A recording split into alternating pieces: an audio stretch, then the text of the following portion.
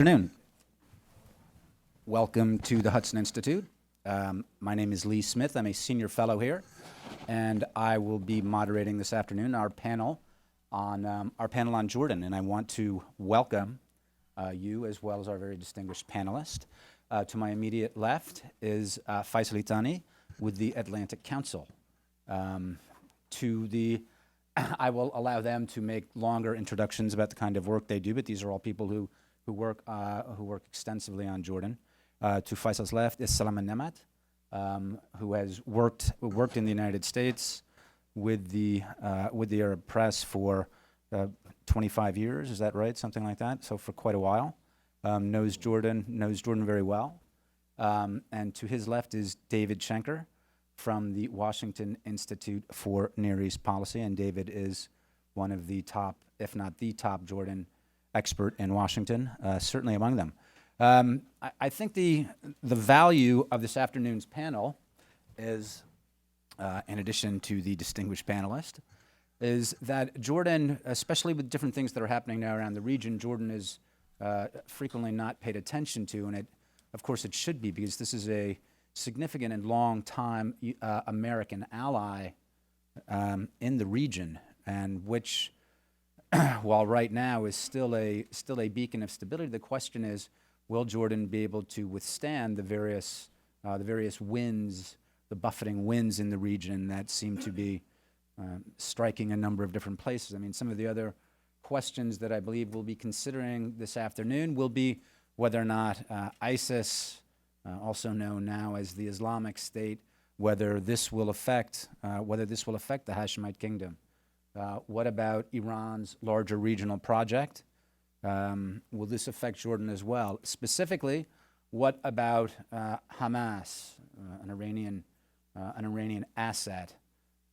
Will this hurt Jordan as well? Will they get a major place on the West Bank?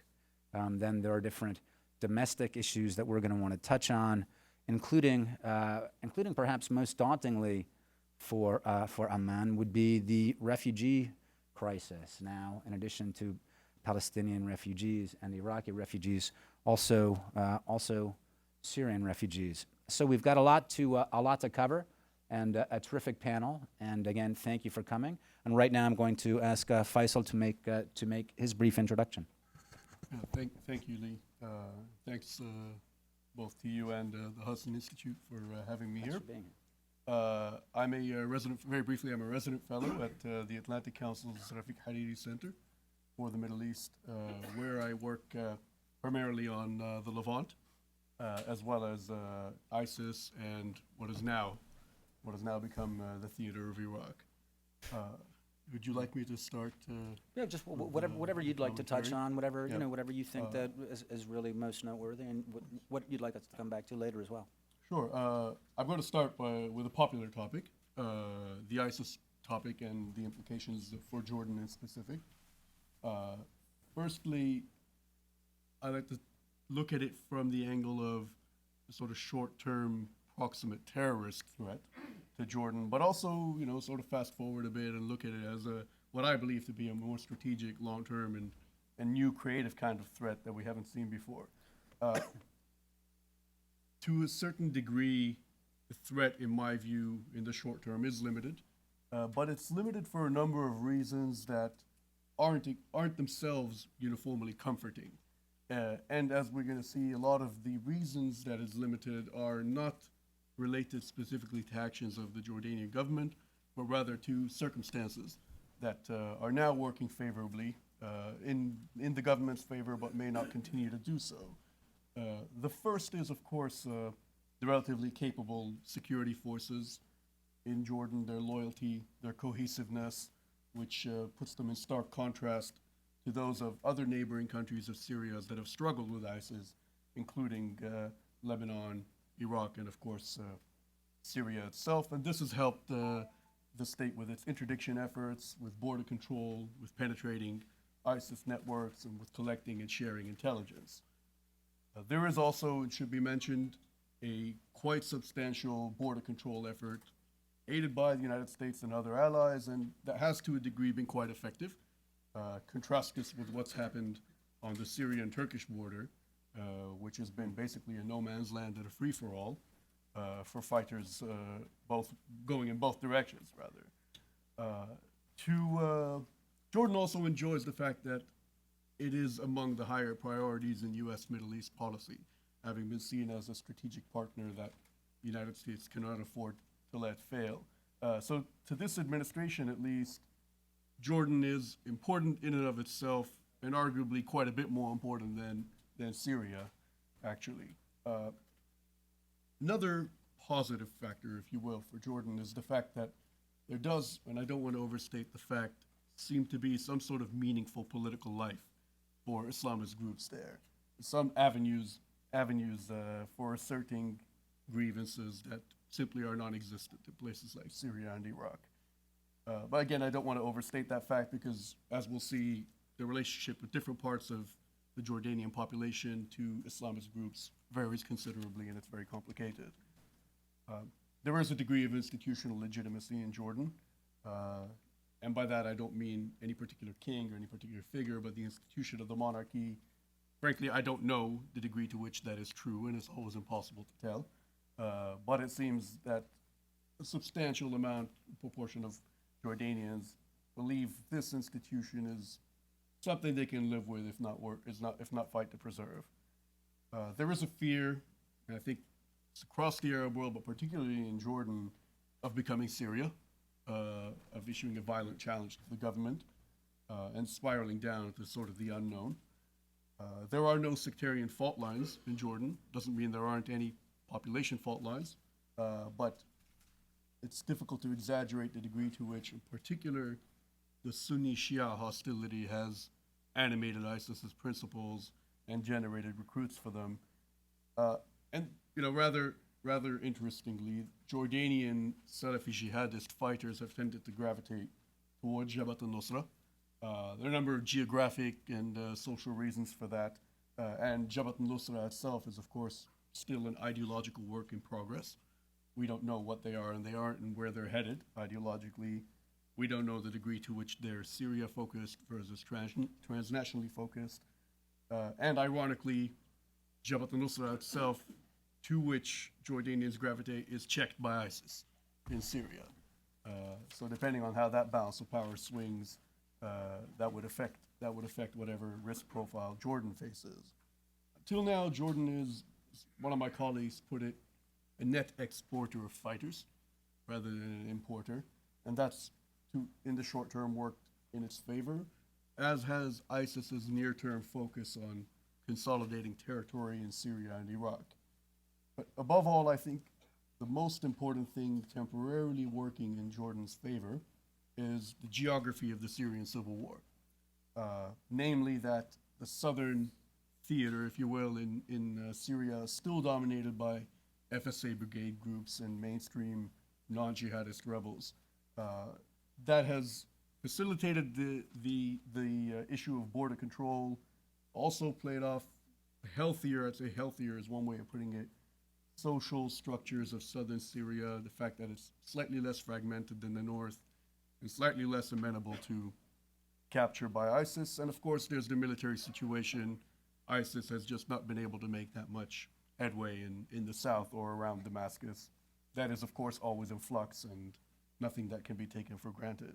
But now I'll sort of briefly segue into what I feel are the dangers of the threats, starting with the fact that borders are themselves always porous, regardless of how short or long they are and how well they're policed.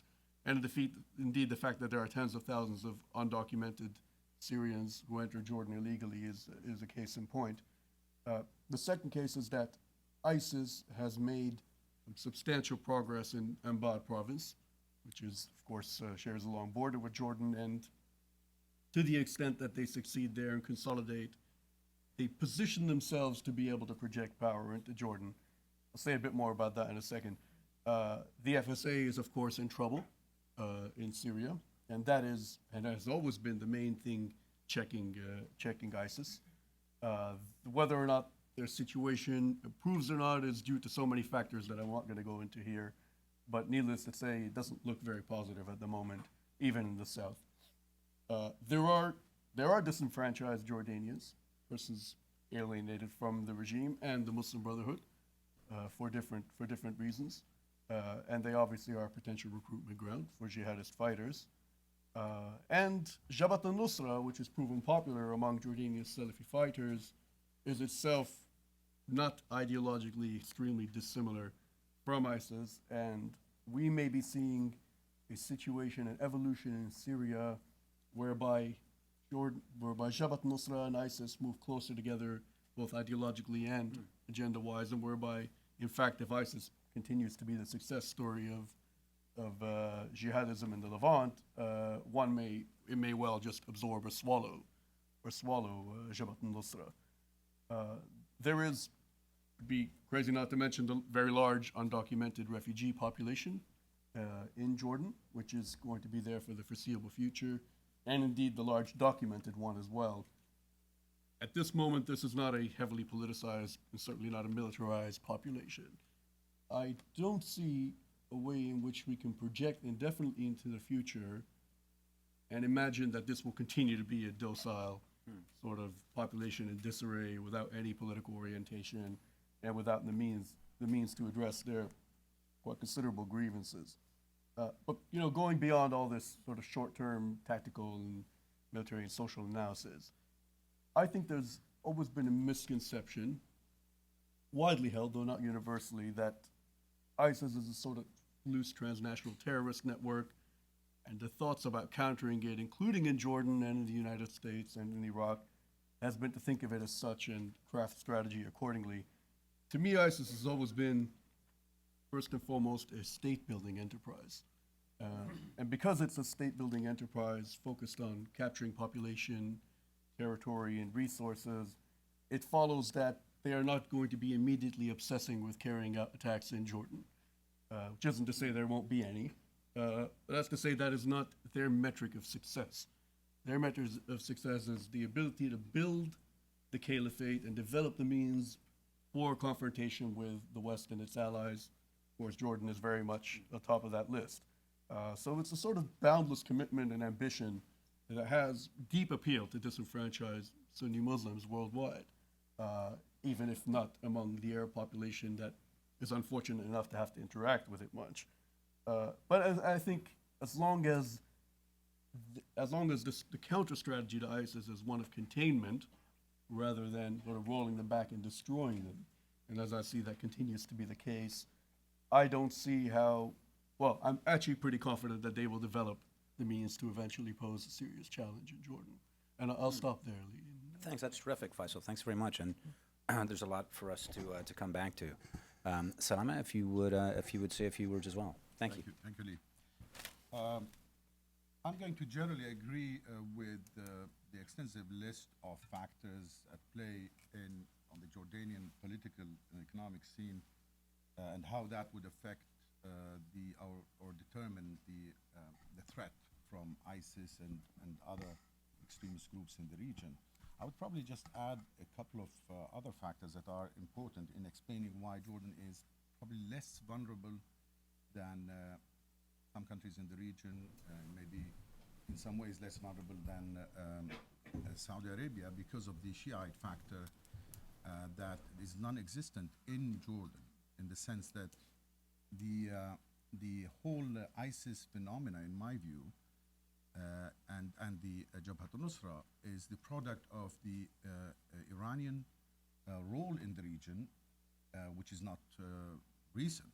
It goes back to, you could go back to the formation of Hezbollah in Lebanon and how Hezbollah became an arm of the Iranian foreign policy in the region, and of course the support for the Syrian regime, which has been basically killing its own people for the last 3.5 years. And of course the Malikis government, supported by Iran, has played also a role in giving a raison d'etre for these extremist Islamists, such as Daesh and others, to emerge on the scene. Not to mention that the Arab Spring itself showed how vulnerable the regimes in the region are, and how these apparently very solid regimes collapse very quickly, as happened in Egypt and elsewhere. So I think if we understand that this is a reaction, ISIS is a reaction to an action that spans a couple of decades, possibly, and I think Iran here is the main factor, the main player in bringing about this kind of extremism from the Sunni side. If you want to explain Jabhat al-Nusra and you want to explain ISIS. So to say, where things are going to go from here is very difficult. We need to see how the newly designated Prime Minister of Iraq, for example, sets up a government, an all-inclusive government that would start reversing policies that were adopted by Maliki on Iran's behalf in many ways. And we have to see how the situation also develops on the Syrian front in terms of, whether we are going to have something similar to what happened in Iraq take place in Syria, and somehow pushing the regime towards agreeing to some kind of power sharing, or let's say a transitional government that would probably ease that kind of polarization that is caused by Iran's policies across the board in the region.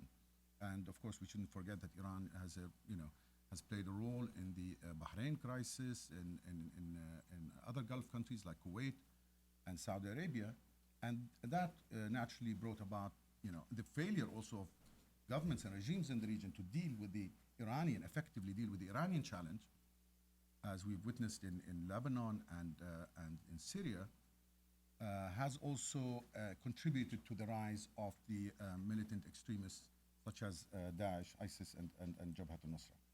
So I think the answer to how much is this a threat to Jordan, as much as it is to other countries, as I explained, the Lebanon-Iraq situation, because of the internal Sunni Shiite factor, they're going to continue to be vulnerable until they can start to become more independent of the Iranian influence.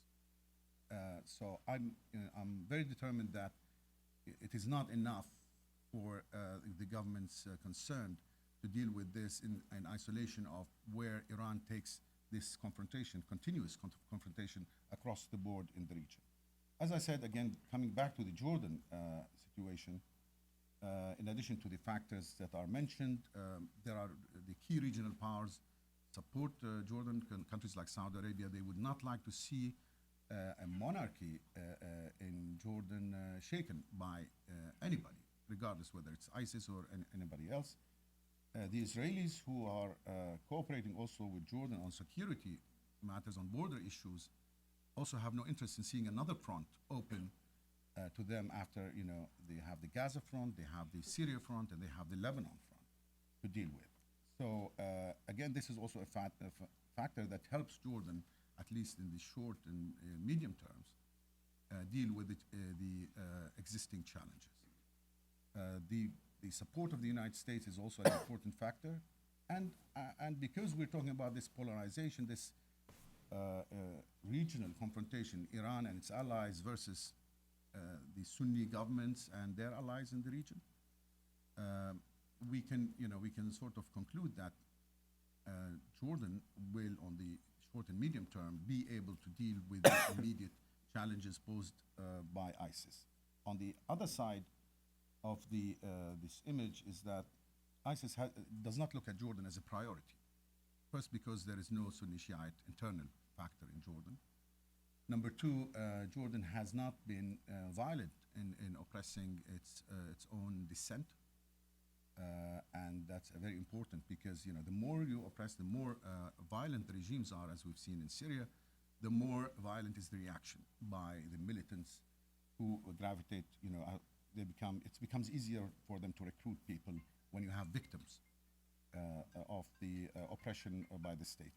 So this is also another factor that Jordan has dealt in a more intelligent way with the internal challenges, as well as the economic challenge, which is massive. And as such, I would say that it's very, very difficult to look long-term on stability on Jordan in isolation of regional developments related to Iraq and Syria, and to other degrees the Gulf states, Lebanon.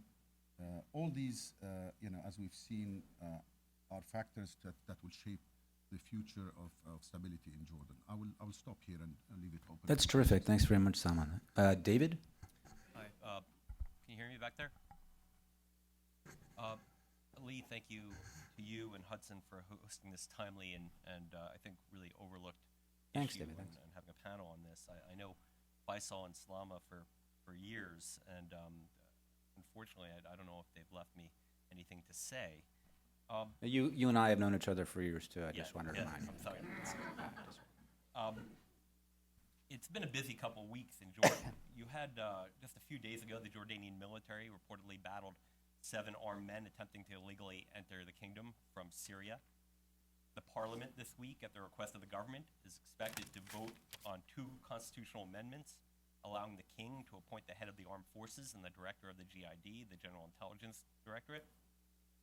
The government also announced in the past weeks that it was moving ahead with plans to build 2 nuclear energy reactors.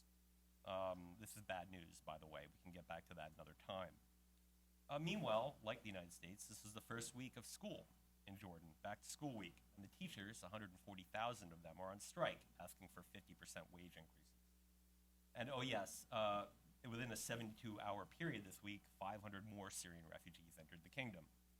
Now, in the United States, and here on this panel, we're focused on Jordanian security, and certainly so is the Jordanian regime. But before I get to the security threats, I want to remind everyone what King Abdullah said earlier this week. He said, and I quote, "If we can solve the problem of the economy, we will overcome the biggest challenge facing us today, because our problem is not political or a security one, it is about economy."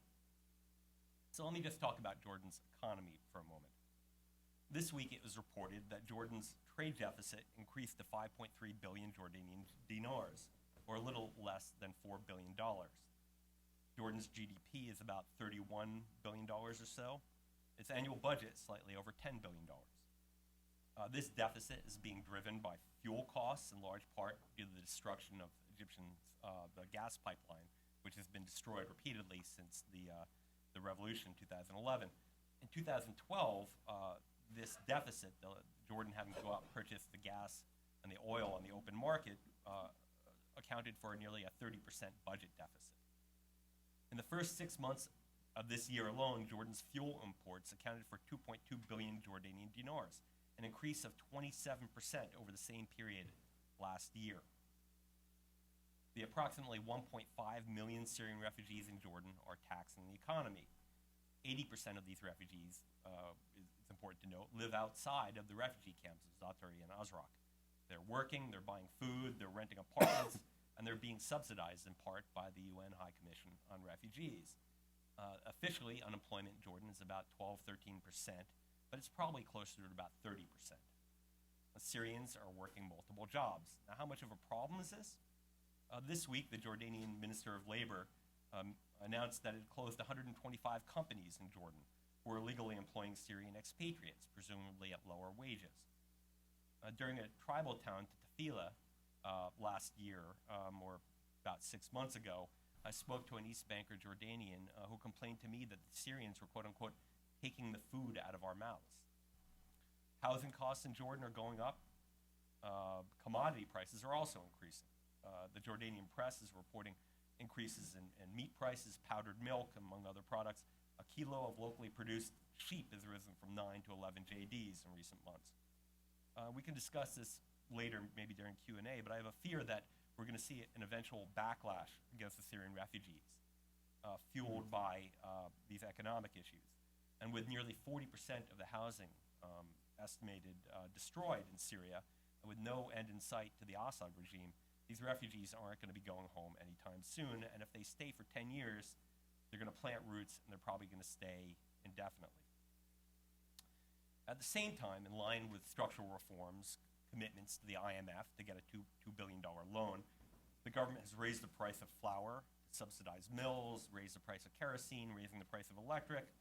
The government is also working on a new tax law. And this is unpopular, as you can imagine. The trade syndicates are already saying that it's going to hurt the middle class. They may be right. We've heard that line before.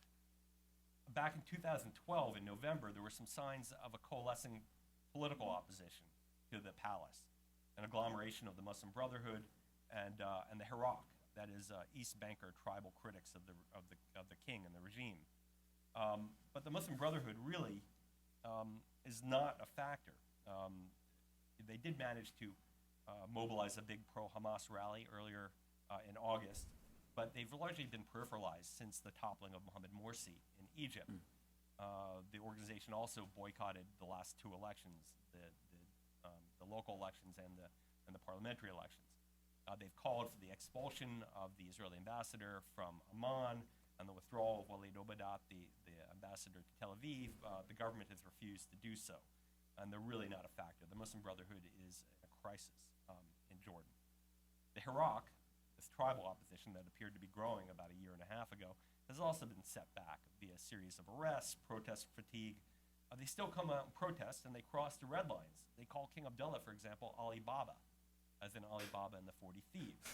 But for the time being, they're not really a factor. We've also seen the retired generals, this group of retired East Banker officers, complaining most famously a few years ago about Queen Rania, about corruption of the regime. They're still around and kicking. They've been critical of U.S. military deployments to Jordan, calling it a black day in the kingdom. They recently published another open letter condemning the amendment of the Constitution, describing the move as an attack on the Constitution and a challenge to the will of the people. But this group is small and largely peripheral as well. Last year, you also had another group in Jordan sign an open letter with 100 signatures or so, a letter to the king saying that American soldiers on Jordanian soil were a legitimate target. But nothing has come of this, of these protests or of the opposition. As Faisal mentioned, you have this sort of paradox in Jordan where the regional instability has somehow stabilized the kingdom. Jordanians, by and large, look to Syria, they look to Egypt, and now to Iraq, and they say, we don't want that. And so they're not coming out in sufficient numbers to cause a problem. But the real security problem, in my view, is the al-Qaeda affiliate Jabhat al-Nusra and Daesh, the so-called Islamic State. Jordan is a leading supplier of foreign fighters in Syria, and now perhaps Iraq. We don't have the figures on that yet. Economically disadvantaged areas in Jordan, like Man, Zarqa, and Saifa, are prime recruiting areas for Islamic militants. And even before 2011, for those of you who traveled to Jordan, you could see that there was a trend, both regionally and in Jordan specifically, towards Salafism. The kingdom wasn't immune to this. And every day you can read in the Jordanian press about security incidents, violence, road closing, tire burnings, shootings. Some say it's because being exacerbated by a heavy-handed security response, sending in the gendarme, especially in Man. I think this is the case. And the citizens in these areas are armed. I was in the tribal town of Amman a few months back and met with a bunch of Jabhat al-Nusra supporters, fighters, and others. The mosque, the main mosque in Amman was covered with banners of martyrs who died in fighting the Assad regime in Syria. And members of ISIS, we should remember, ISIS is not hugely popular in Man. 2 weeks later, after I left Man, in any event, they had this well-publicized pro-ISIS demonstration there, where they're holding signs saying Man is Jordan's Fallujah. But ISIS, even at this protest, there were only 40 or 50 folks out there at the protest. But they have said, and you can watch YouTube videos of Jordanians in Iraq burning their passports and saying that they want to slaughter the king of Jordan.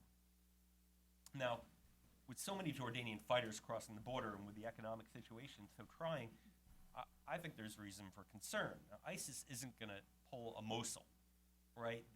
The Jordanian armed forces is disciplined, it's homogenous, it's loyal, it's committed, and it's well armed. They have F-16s with Hellfire missiles. They've already done cross-border operations attacking ISIS positions in Iraq. Right? They've augmented their border security both on the Syrian border and now on the Iraqi border. But my concern, and by the way, Jordan spends some 13% of its budget on security between the Mukhabarat and the military. So they're in fine shape. That said, while I don't think that there's going to be a problem on the borders per se, or a frontal offensive. Some individuals, no doubt, either already in Jordan, and certainly the ideology is going to traverse the border, and it's going to gain a foothold in some quarters of the kingdom. I mean, while this is far from proof, just this week there was a martyr's wedding in Baqa, in the Palestinian refugee camp in Jordan, for a member of ISIS. So this is happening. This stretches beyond Mon. This is not isolated, but it's happening in areas of the kingdom. We're seeing it start to take hold, and I suspect that the more success ISIS has on the ground in Iraq, we're going to be seeing more of it. That said, at the end of the day, I agree with the king's assessment. I think the economy is the key here, and unfortunately, notwithstanding what appears to be a significant find of oil shale in the eastern desert of Jordan, I don't think Jordan's economic problems are going to be solved anytime soon. So the longer the conflict persists in Syria and Iraq, the bigger the threat will be over time to stability in the kingdom. And I'll leave it at that. That's great, David. Thanks very much. It's, of course, inevitable that whenever people gather to discuss the Middle East these days, ISIS is going to be, if not the main issue, certainly one of them. So I can see that is one thing we're going to come back to. Before we do that, though, David, I'm going to ask you, because we were talking about the economy. I guess I'm curious for all of the criticism that the Obama administration's Middle East policy has gotten. My understanding is that they've been good with Jordan. They recognize Jordan as a strategic partner, and they understand the economy. The economy is a daunting problem for them. If you can describe at all what the administration's involvement and aid to Jordan has looked like. And then, I mean, if either Salam or Faisal, you want to talk about that too, we can, but I thought we could swing back around to ISIS as well. Sure. Thanks, David. Jordan is a bipartisan issue. There aren't bipartisan foreign policy issues these days. Jordan is one. It goes back, I was the Levant director in the Pentagon responsible for Jordan, Syria, Lebanon, from 2002 to 2006. And, there was never, we had a divided administration, right? It's well known. I was in the Department of Defense. The defense didn't get along with state, et cetera. One thing we could agree on was Jordan. I think that's the same today, both in support in the administration and also in Congress. And, Jordan gets a lot of money. Before 2011, Jordan had a population of something like 6.3 million people. It's up to perhaps 9 million now, right? But they get a lot of money. They got $300 million in FMF, foreign military financing. In 2013, they got $360 million in economic support funds. They got another $200 million or so in cash support. They've got $2 billion, $2-point-something billion worth of loan guarantees that we paid for this year and that we're funding. And they got $140 million from the administration for refugees. So that's well over $1 billion. And the 2014 request is actually for $700 million in economic support funds. So, I think the administration, at least on this issue, is doing the right thing. Okay, great. If would either of you like to address that? I mean, or we can. Salama, do you have anything to say about U.S. involvement with Amman? I think to address the U.S. policy towards Jordan, I agree with David on the fact that this is a policy that is very much supported in the United States, public opinion in general, and it is crucial in a sense that Jordan does feel vulnerable because of the economic situation, the massive influx of refugees. Scarce water resources is a very, very important issue. Jordan was the fourth poorest country in water resources. Now it's the third worst poorest country in the world. And I think that this is a matter that is only likely to get worse in the coming years. The point that I would like to raise is that, contrary to public perception in the region that the Obama administration has failed to carry out an effective policy, I think that the attitude of the Obama administration towards Iraq, the Iraqi government, and the Maliki government was very wise, which is deploying troops and forces, but not using them until Maliki stepped down and allowed, for the designation of a new prime minister to form a government. We are yet to see if he's going to succeed, Haidar Abbadi, if he's going to succeed in forming a national unity government in Iraq. That would go a long way towards weakening, forces like ISIS and other extremists. As I said, it's always been reaction to aggressive Iranian policies in the region that governments failed to address, and and militant groups moved in to fill the vacuum. We've seen that happen in Syria. We've seen that in Lebanon, vis-a-vis Hezbollah's policies in Lebanon, holding the country hostage. And it is only likely to, one extremism on one side is going to bring about extremism on the other side. So what's happening in Iraq, watching Iraq now is very important. Watching to see if Iran actually changes policies vis-a-vis backing the Assad regime, and continuing to support Hezbollah's policies, dominating Iran in that manner that can only feed extremism in the region. We have to wait and see. But I think we cannot deal with the ISIS challenge without addressing the political, under forces that are very much playing into feeding extremism across the board. And you think that's largely about the Iranians? It's the Iranian sectarian project or whatever they're.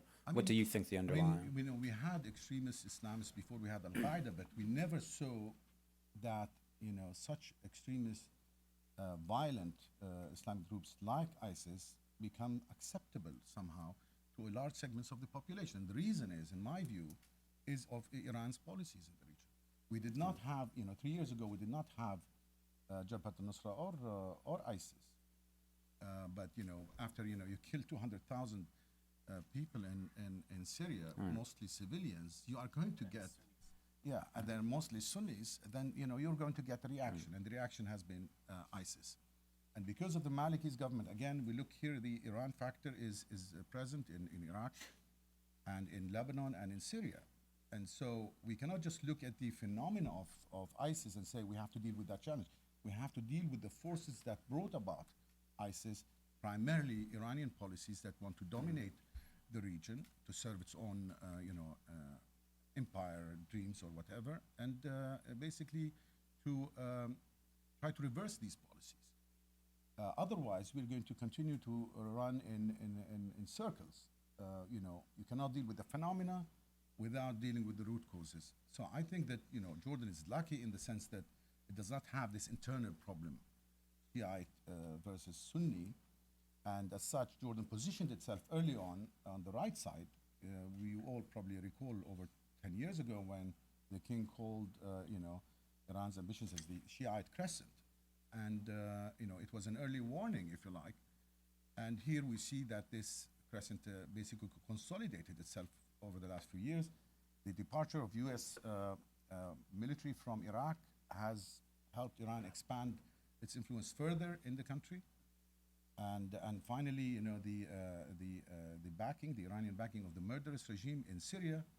All these factors have created this instability and created these all types of violent groups trying to face that Iranian challenge in the region. So it is naive to think that we can deal with the ISIS challenge without dealing with, again, the forces that brought about that kind of reaction. Yeah, thanks, Salama. I do want to come back to Iran again, and I want to, in a second, ask if there are actual, if the Hashemite kingdom of Jordan is actually in the Iranians' crosshairs, but and how they would actually go after Jordan in different ways. But right now, Faisal, I want to ask you. I want to come back to ISIS. Look, are we overstating the ISIS threat to Jordan? Not generally, but to Jordan. After all, this is a regime that fought off the PLO successfully, and it's not clear that ISIS is a better organized outside of former Iraqi regime people. It's not entirely clear that ISIS is a more competent a much more competent military organization. So if the Hashemites, if they defeated the PLO, why does ISIS represent a threat of a different order? Or is the regime different? Or has the context of the Levant changed? So that's why this is a bigger issue. Let's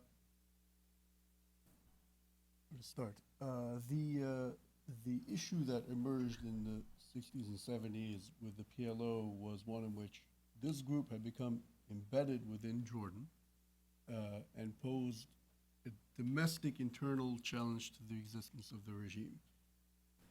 As it were, I don't think they were very capable militarily, and as somebody watching ISIS for the past couple of years, I do think ISIS is a qualitatively different sort of fighting force. It's much more creative, much more decentralized, much less likely to take on its superior army head on, and it's not based in Jordan anyway.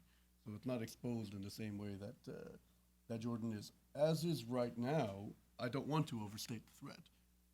ISIS is nowhere geographically near Jordan anyway in Syria. It is in Iraq, but it has bigger fish to fry, at least for now. Rather, I'm seeing this as a compelling and resonating challenge to sort of post-Ottoman Middle East order. It's an answer to the question of, it's one answer, and a particularly alarming one, to the question of how are we going to organize these societies, what grounds politically and socially. ISIS has one of the answers, and there are enough people at the global level, I'm not saying, who are going to find it an attractive and compelling one. Well, actually, that's interesting. Oh, I was going to say, sorry, I shouldn't have interrupted you, but I did want to say something I was thinking about before when you were talking about this. Look, does ISIS threaten in some ways the legitimacy of the Hashemite Kingdom of Jordan, right? If it's organized, as you said before, in terms of a monarchy, and it is recognized as legitimate, does ISIS, a new sort of organization, as you're talking about the post-Ottoman order of the region, is there a threat to legitimacy in that way because the model is different and perhaps more appealing? Absolutely, yes, and I think that is really the threat. At the moment now, it's kind of a bit ridiculous because you have this guy Abu Bakr al-Baghdadi showing up from time to time in Mosul and giving a speech, and then you have these guys dressed in rags and riding horses in Raqqa. It's difficult to take it seriously, but you are to the degree that you are stronger than your proximate opponents, then you're strong. Right. And as I see it, United States policy has not shifted to one of destroying the group or rolling it back, shifted to a containment strategy. I think a containment strategy is something ISIS can live with, as long as it's able to secure its lines of communications and build its caliphate or state. The means to the end of confronting groups like Jordan there's a long way to go. There's a long way to go. But they're not doing too badly, given the circumstances. Are they capable of destroying the Jordanian army? No, absolutely not. And I don't think they have any intention of doing that. But can you say how it does threaten the legitimacy of, there's a kid, a 17-year-old kid somewhere in London who can't get a job, and he's thinking, what's really appealing to me is these guys who are riding around on horses in Raqqa. This is how I see. How does this, you know what I'm saying? How does it work? Why is this a threat?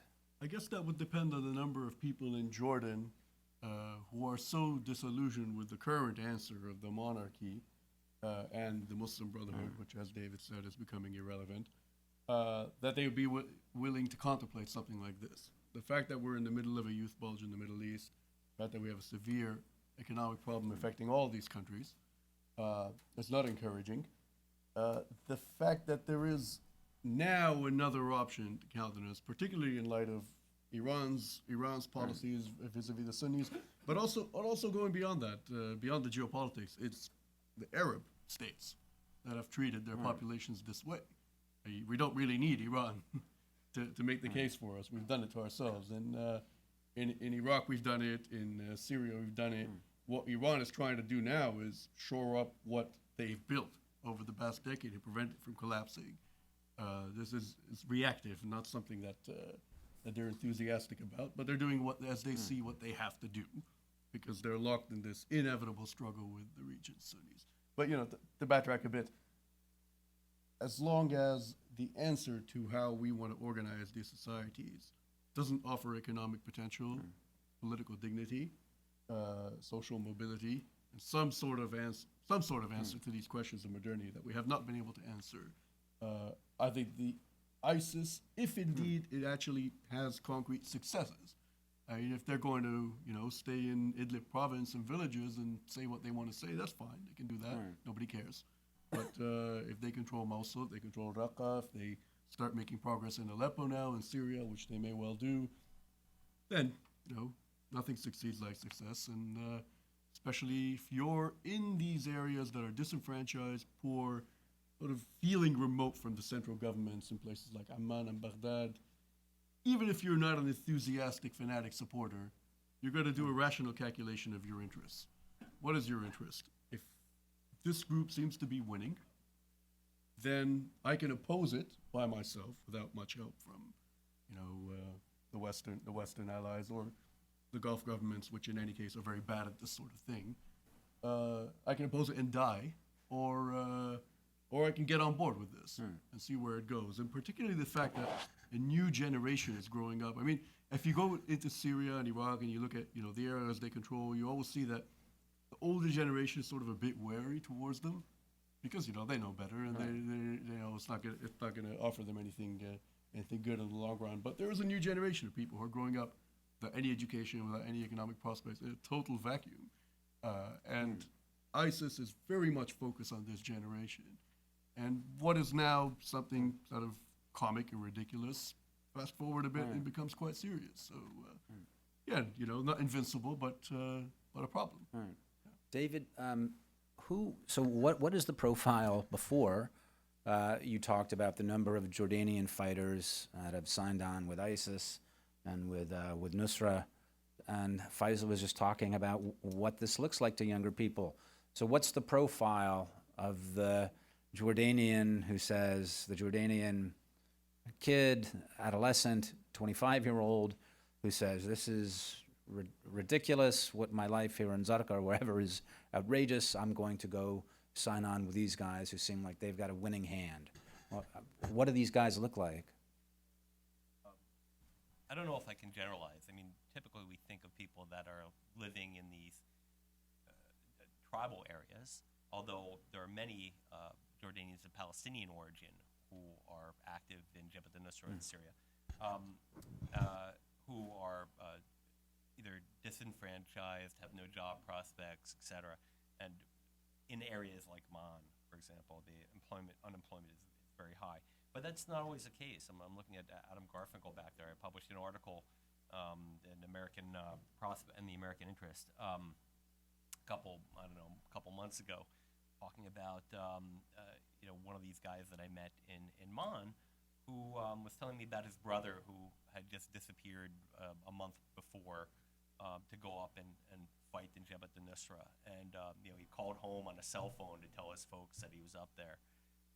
This guy had a good job. He's working in the phosphate industry. He was a young guy at an advanced degree. He owned an apartment. All the type of frustrations that we associate with Islamic militancy. Not being able to get married, not having employment prospects. That it doesn't. None of those boxes are checked in this case. So I think that there is in Jordan, like everywhere else across the region, a real sectarian identification with the Iranian-backed Assad regime slaughtering Sunni Muslims, and this is incensing them and a higher calling for them. And so I asked this guy, parenthetically, what his parents thought of his brother going to fight in Syria, and they said, God willing, he'll return a martyr. Salman, were you gonna? I mean, because this actually brings it right back around to what you were talking, with the Iranian. I mean, is it really the Iranians that have? I sensed Faisal, was also talking about what the Arab governments have done. is that the Iranians who have really raised the temperature so much on sectarianism, they've really sort of forced the rest of the region into sectarian issues? Yeah, I think so. I think, we've seen the Iranian role, since 2003, since the toppling of the Saddam Hussein regime. The Iranians have moved in to build influence in the country. And they have been successful and unfortunately aided by the fact that Sunni Muslim states, predominantly Sunni Muslim states in the region, try to undermine the rise of Shiites into power, the Shiite majority in Iraq into power. And they try to basically sabotage it in many ways, including backing extremist groups in Iraq. So it became that set the scene for the overarching regional confrontation that continues to this very day. And with the Arab Spring coming and the people rising in Syria, Iran pulling its weight behind the Assad regime murdering his own people, is a major factor in the rise of extremism throughout the region. People, watch this. They see, how Assad is bombing his civilian population, destroying the buildings on their heads. They watch it on television. The difference between 2014 or this decade and 1982, when Assad murdered 20 to 30,000 of his own people, is that we don't have a single photo of that massacre that took place. Now anything that happens is transferred immediately to people's television screens or. Can I ask, I was just going to say, what is Jordan's role then? If we're talking about a regional conflagration that the Iranians have helped stoke, I think what does Jordan do? Does it try to stay out of the way? Or? Iran's leverage in Jordan is very minimal. Okay. This is for the obvious reasons. And my worry on Jordan is that not the external challenge. External challenges are, I think, limited because of the all the factors that we've heard earlier today. But I'm worried about the internal front, basically, facing a major challenge in the coming years because of the failure of the governments to bring in a more inclusive parliament and government.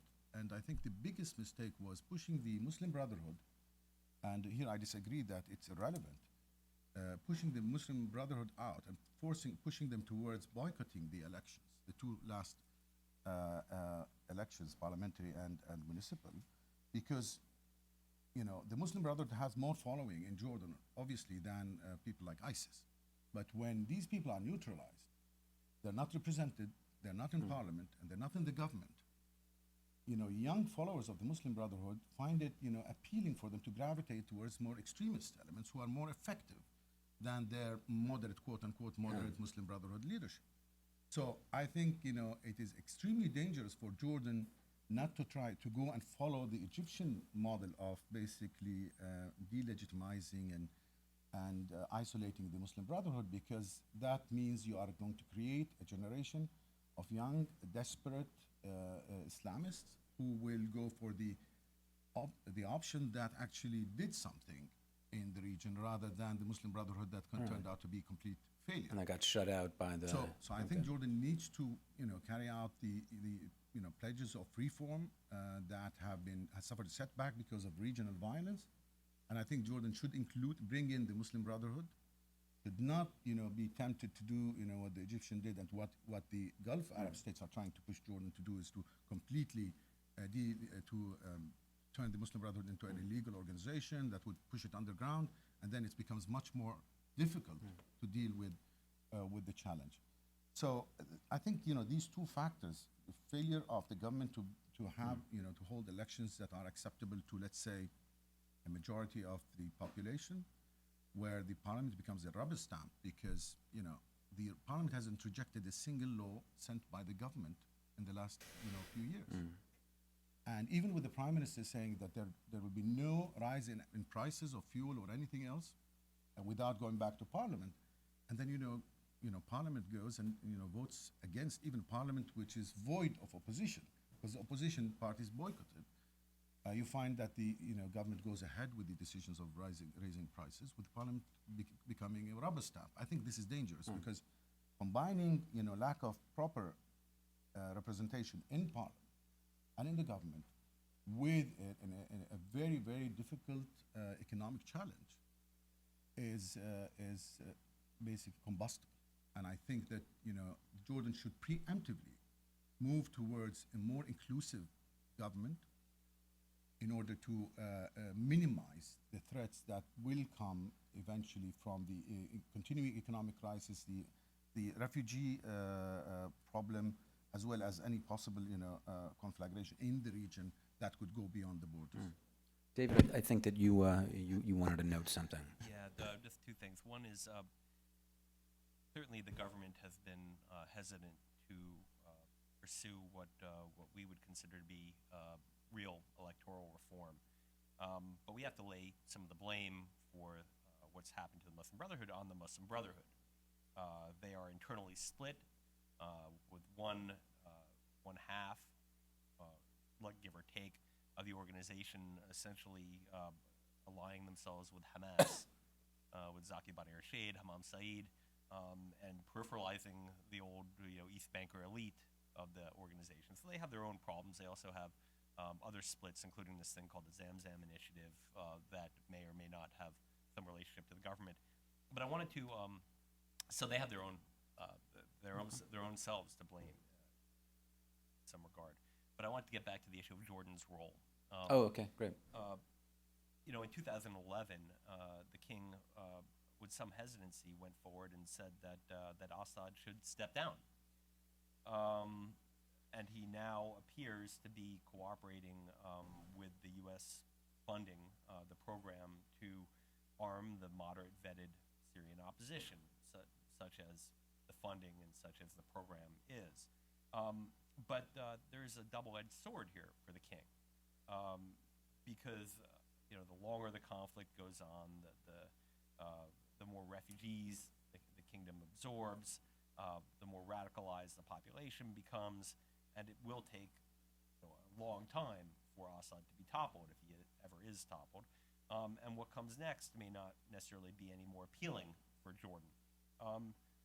That said, to go a step further, if the king did more to help the opposition, the moderate opposition, Syria has ways of attacking Jordan, quietly or in the past it's done so overtly.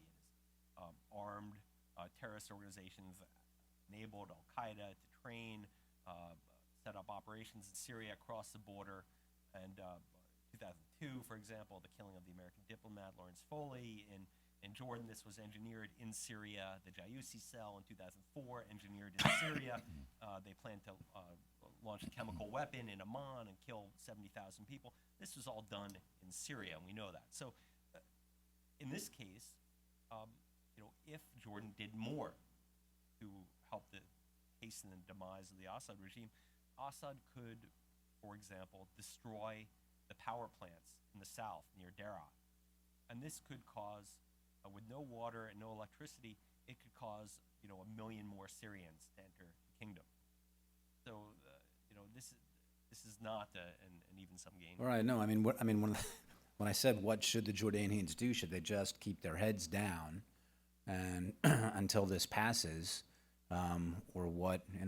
Are there active things they can do? And of course, I don't think that the administration is pushing them out there to walk the point on this, and nor do I think they should. I want to ask one very technical question. Faisal, was something you mentioned before, or from my perspective, it's very technical.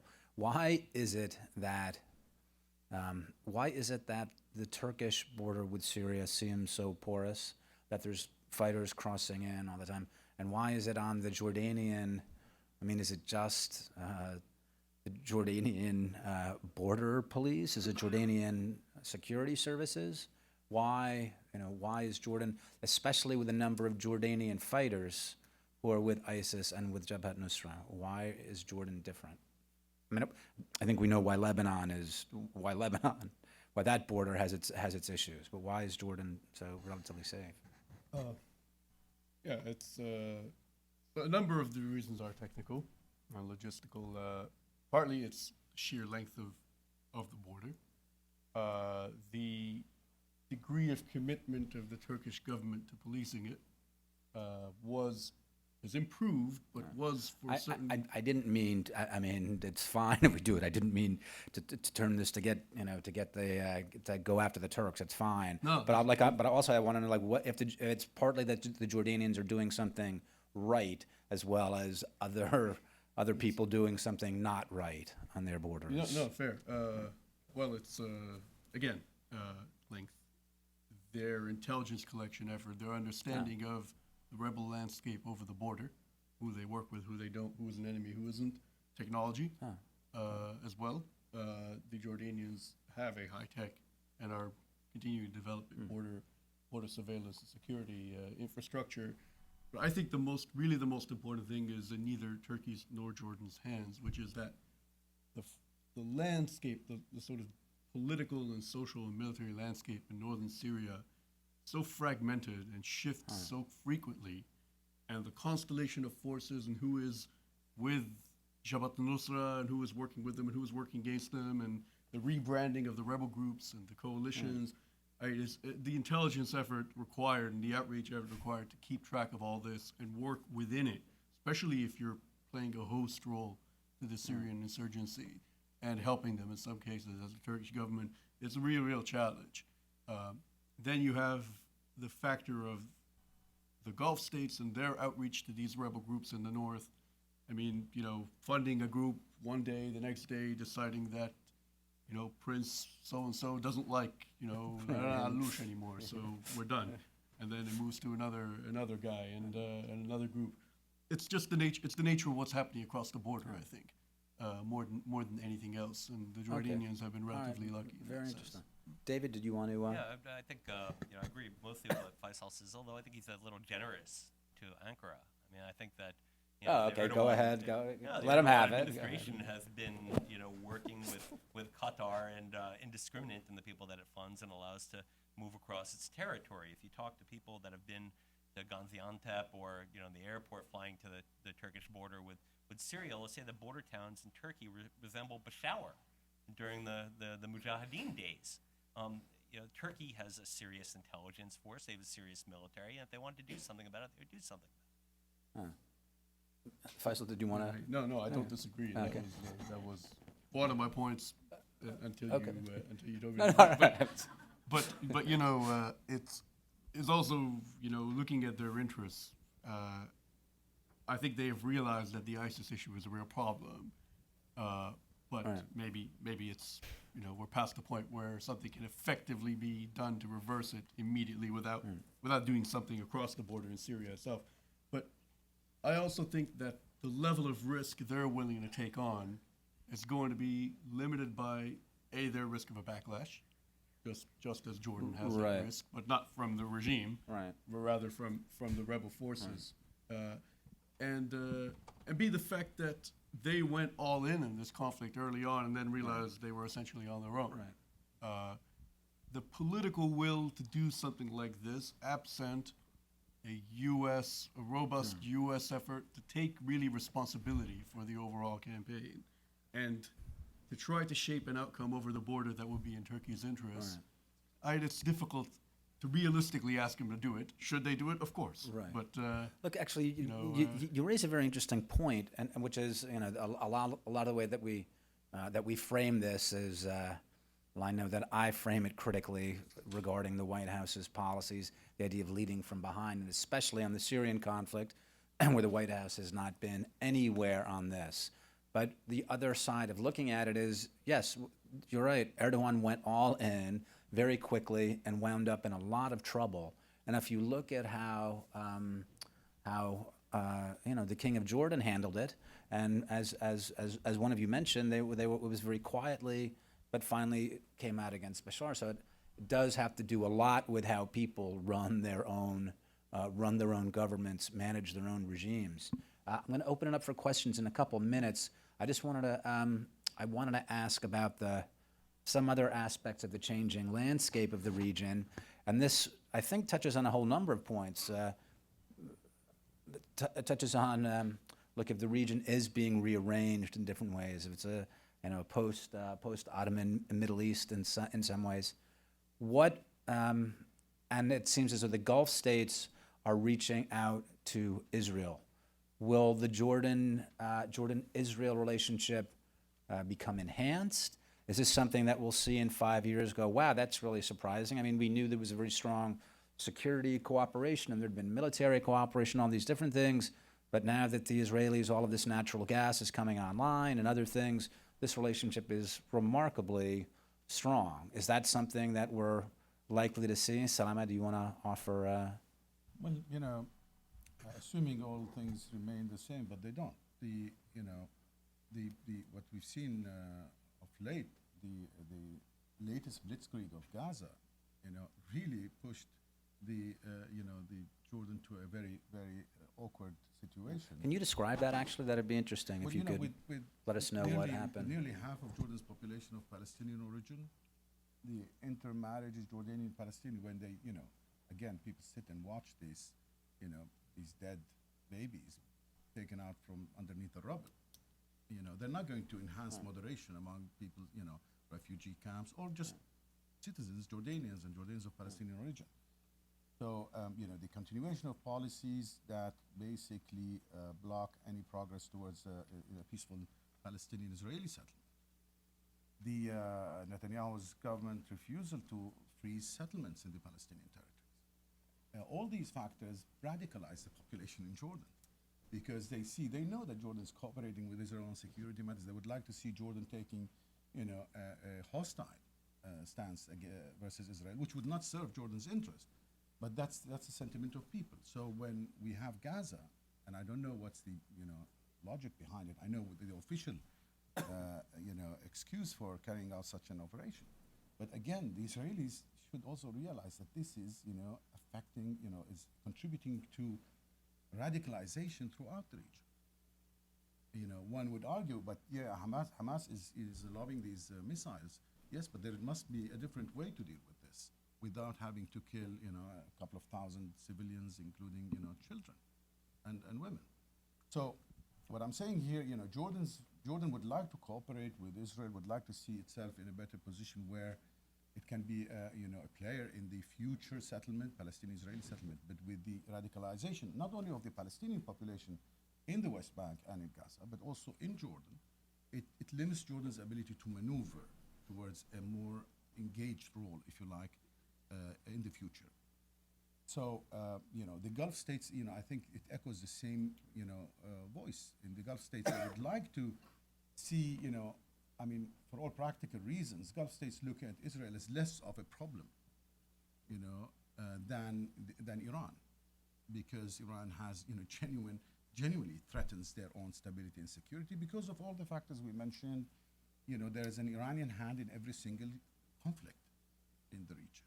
And the Palestinian-Israeli conflict has become more limited in its strategic importance for these countries than it was in the past.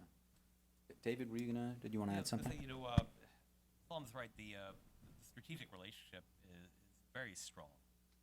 The intelligence sharing is a robust relationship on that level, mill to mill. But publicly, it's problematic in large part because it's unpopular. There are people in Jordan who don't even want Israel's water, right? This is a country that is water poor, that, during the summer months, the dry months, they get brackish water delivered, once a week or not frequently. And there are some who say, no, we don't even want, Israel to provide us with additional water that they don't have to. But, stranger things have happened. We saw this year that two Jordanian companies, in part owned by the Jordanian government, signed a deal. I think it was worth $500 million to purchase Israeli natural gas, and there was no revolution. Look at Egypt, right? Egypt is now going to be getting Israeli natural gas. So I think that stranger things have happened. You also saw, I think, on the Jordanian side, to sort of maybe offset this, you saw an announcement that by 2017, the kingdom would be buying Palestinian natural gas from Gaza. Faisal, did you want to? I agree with what Dave's saying. I think we don't want to overstate the sort of ideational motive for going against the regime. So, you know, hating their Israel policy doesn't mean they're going to go and rise up against the Jordanian monarchy. Depends what their lives are like in Jordan at the end of the day. But it does point to something I wanted to add to the Iran Shia part of the narrative. That is certainly part of it, and I mentioned it early on as one of the driving forces for ISIS, is the sort of Sunni Shia sectarian element of the conflict. But I would add also that regimes like like the Hashemite monarchy and the Gulf monarchies, even the Turkish government, supposedly Islamist Turkish government. I mean, these are all enemies to ISIS. These are this isn't, you know, there is no hierarchy of enemies. They're all the same, and in fact, these Sunni governments that claim to be Muslims, these are to ISIS and Jabhat Nusra. These are the munafiqun, the hypocrites. They're not really Muslims, and therefore they're just like the Shia and just like everybody else. They're enemies. So I wouldn't say that not being part of the Iran Shia constellation exempts you, if you will, from the list of enemies, the long list of enemies. That's what ISIS considers, Yeah. right? I'm going to open it up for questions right now. If you can hold on until I think that don't we have a microphone somewhere? Oh, we have a microphone. If you can just wait, Amal, if you would go first, if you could stand and identify yourself, and he's going to hand you the microphone. Amal Mudallali with the Wilson Center. Can you speak up a little bit? Yes. Thanks, Amal. I have two questions. The first one goes back to your important question about legitimacy and the threat to the monarchy. Could you please, any of you, explain where does the threat comes from? Because this is very important to the question of legitimacy. Does it come? I mean, the threat of ISIS and the popularity of ISIS in Jordan. Does it come from within East Jordanians or the Palestinians? Because this is very important. Because if it's only the king's base, if it's in the king's base, that's a question of threat to legitimacy. If it's from the Palestinians and the others, I think there'll be a less of a threat. The other question is concerning to the what Faisal was talking about ISIS, and he said they might be coming closer to Nusra, might be coming closer to ISIS. Faisal, don't you think this is the contrary now? I mean, if you look about what's happened in the last 2 weeks, there's an indication that Jabhat al-Nusra is trying to distance itself from ISIS because they see that it's becoming a burden on them. It's becoming a problem, whether it's in Arsal or if you talk to Syrians who just come back, the Syrians now see Jabhat al-Nusra as more Syrian and the Daesh as an outsiders, and they're becoming a threat to them, to their existential threat to them. How about, Faisal, if you want to start with the last question. Thank you. And then Salama, actually, I'm going to ask you to, if you could take Amal's first question. But let's start off with back into ISIS. So, yeah. Why not?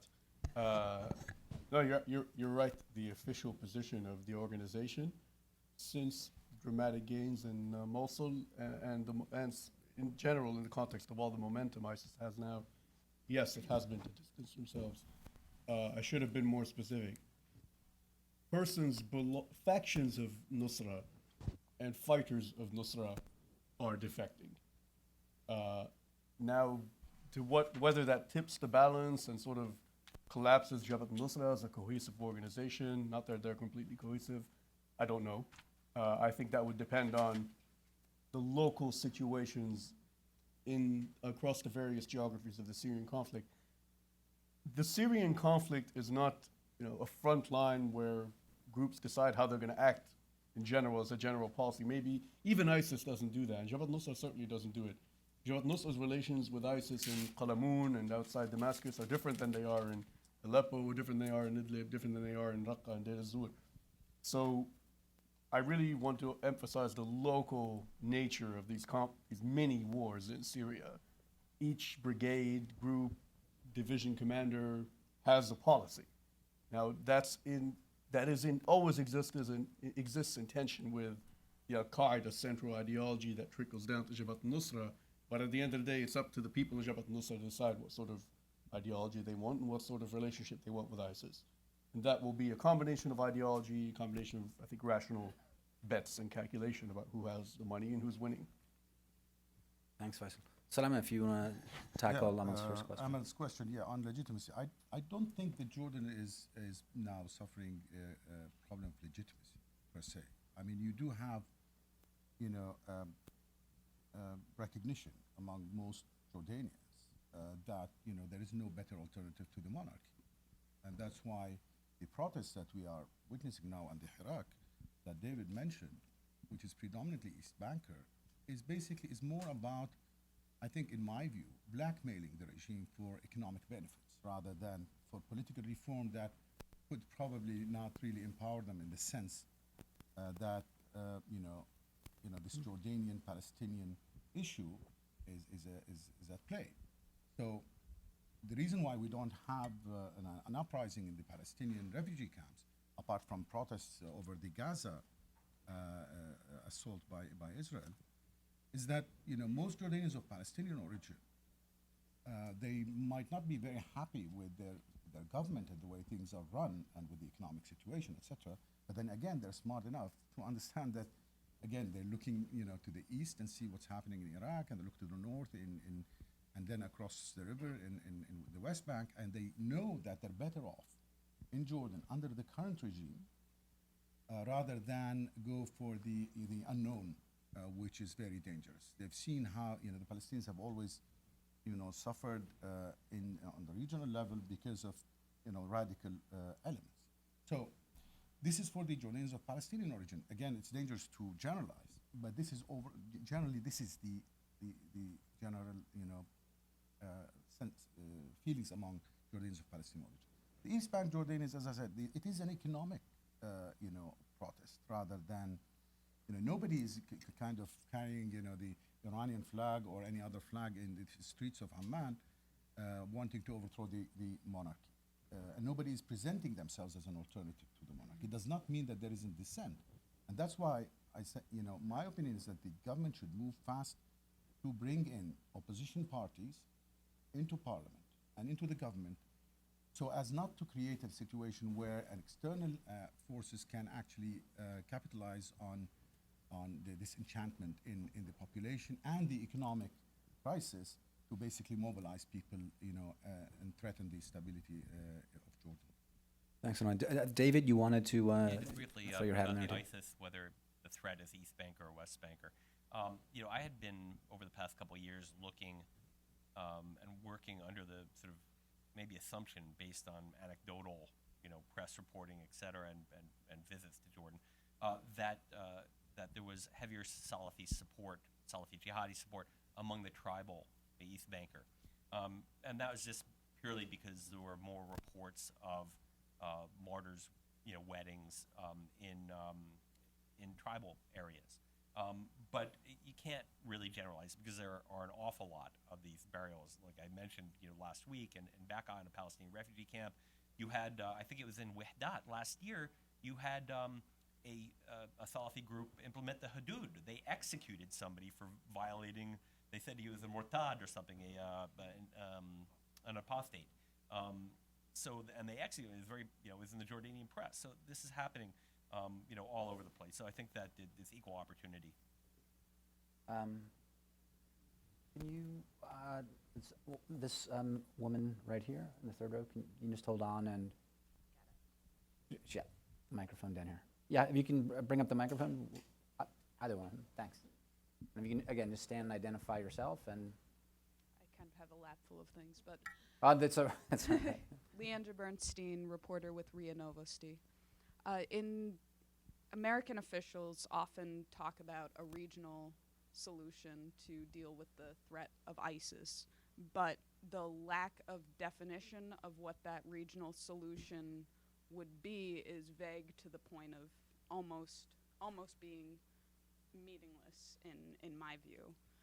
So I'd like to know first what a quote-unquote regional solution to the threat of ISIS would look like, and then with the caveat that we are in a post-Ottoman Middle East, and what a lot of Western analysts have also called a post-nation-state world. So how you get regional allies in an era of disintegrating nation I'm quite states. confident that all three of our panelists have a solution to the ISIS question, and that they already came in with them prepared to deliver them in less than 30 seconds apiece. No, but I am actually going to ask all of you to give an answer, and if you can keep it short, because I want to at least try to get 2 more questions in after. So why don't we start down here? Faisal, why don't you give your solution to how we get rid of ISIS? And Easy. well, you have to bring in everyone in the region. Remember, it's a regional solution. Right. Okay. Okay, No, so, I'll very short version. Yes, of course, regional actors have a role to play, financially, logistically, geographically, politically, and diplomatically. Any regional solution is meaningless if it doesn't fit or flow into or support a local solution in the areas where ISIS has taken root. That means finding a way to channel Sunni Arab grievances in Iraq and Syria into political ones. That requires fundamental changes in the political contract in both of these countries that go beyond removing Maliki, although he's probably one of the worst that Iraq could have come up with. And it certainly requires a regime change in Syria and the replacement of what ISIS has built with a locally driven governance and political structure. Okay, great. Salama, if you'd like to.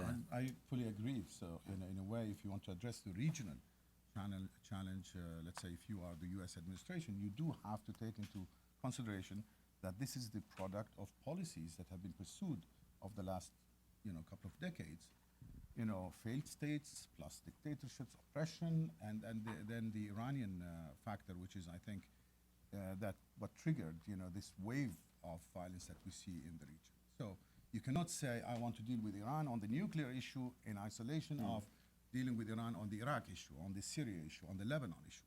You really have to understand that you cannot give Iran concessions on this topic because it was showing some flexibility, and then impose sanctions on Iran because of another issue. You do have to have a strategy, and to have that strategy, you need to have an administration with a strategy to implement it. And that would, of course, bring all the pieces together. And you need regional powers to cooperate with you. You're not going to get that all the time. You're not going to get all the forces to cooperate. And I'm not sure that the Iranians really feel that they would want to give up what they've built over the last decades, or that give up on Hezbollah in Lebanon and give up on the Syrian regime without being tempted by an alternative kind of, the carrot that they're looking for, which is being able to play a role in shaping the future of Syria after Bashar al-Assad. There is no easy solution, but the U.S. administration have to have a strategy here. And it does not look as of yet, apart from the pressure on the Maliki government to step down, I have not seen much movement on the Syrian front to push Bashar al-Assad towards, stepping down and, or let's say convincing the Iranian and Russian allies to go along with a transitional government that would end the daily bloodletting in Syria and would weaken these radical elements who feed on what Assad is doing to his own population. David, would you like to? Well, if there's anything Thanks left to very say, much, I Senator. agree with both my panelists here. I think that the proximate cause is the viciously sectarian governments in Iraq and Syria, backed by Iran. And until you can take care of the problem of Iranian regional meddling, then you're not going to get any of this right. You're not going to be able to solve the ISIS. This is purely a response to Iran meddling in Sunni countries. Well, ask one last question. And back, my colleague Halal, if you can take the mic back to him, thanks. And yeah, we're cutting it close, so I believe this will probably be the last one. Please, Halal, thanks. Hillel Franklin of the Hudson Institute Center on Islam. First, let me say I very much appreciate the discussion today. The question I wanted to ask concerns the Syrian refugees within Jordan. David brought the issue up, and I was wondering to what extent, or what we know, or more importantly, what the Jordanian government knows about what's developing there politically or ideologically, both with respect to the future of Jordanian politics, but also the issue of groups they may become attached to in the region, but especially the Islamic State. David, you want to start with that? Yeah, thanks. It's a good question. You know, early on in this crisis, if you go back 2011, the people who are coming across the border, destitute, injured, starving, primarily women and children, were not very well vetted. They'd come in, they'd be put in a camp or come across the border illegally and spread out throughout Jordan. And so I think, through 2011, the beginning of 2012, there didn't really get to be a solid, vetting process by the Jordanian government. We now know with the second refugee camp opened, the large one in Azraq that's starting to fill up, that the refugees that are coming across the border, unless there's an issue of family reunification, that they have family in Amman or anywhere throughout Jordan, they're being sent to the camp. And I think the government understands that these people are going to have less of an impact on Jordanian society, whether it be a problem of terrorism or just an economic impact if they're in the camps. So they want to put all these people in Azraq.